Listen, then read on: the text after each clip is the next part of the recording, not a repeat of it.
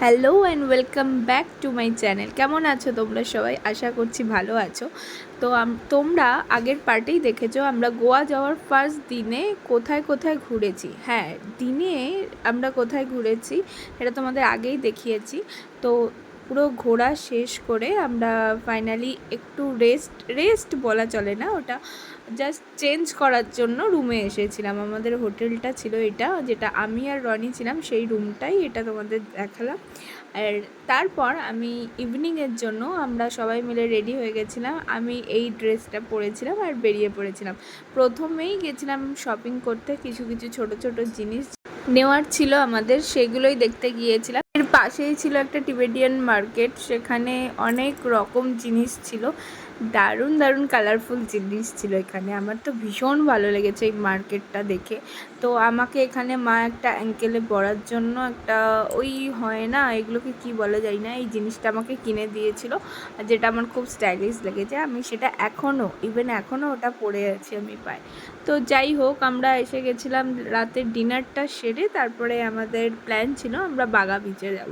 তো এখানেই এসেছিলাম ডিনার করতে। ডিনার সেরে আমরা আবার হাঁটতে শুরু করি বাগা বিচের জন্য। আমাদের হোটেলটা বাগা বিচের থেকে কাছেই ছিল, তো সেই জন্যই আমরা পুরোটা হেঁটেই রাত্রিবেলাটা হেঁটেই বাগা বিচে গিয়েছিলাম।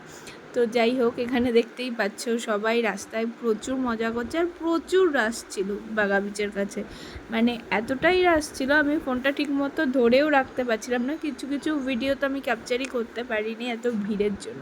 তো ফাইনালি আমি এসে গেছিলাম বাগা বিচে। আর বাগা বিচের অ্যাম্বিয়েন্সটা তোমরা হয়তো অনেকেই ফোনে দেখেছো, যারা গিয়ে থাকবে তারা তো আগে থেকেই জানো। পুরো গোয়া ঘোরার এনজয়মেন্টটা ফুল এখানেই তোমরা পেয়ে যাবে যদি রাত্রিবেলাতে আসতে পারো।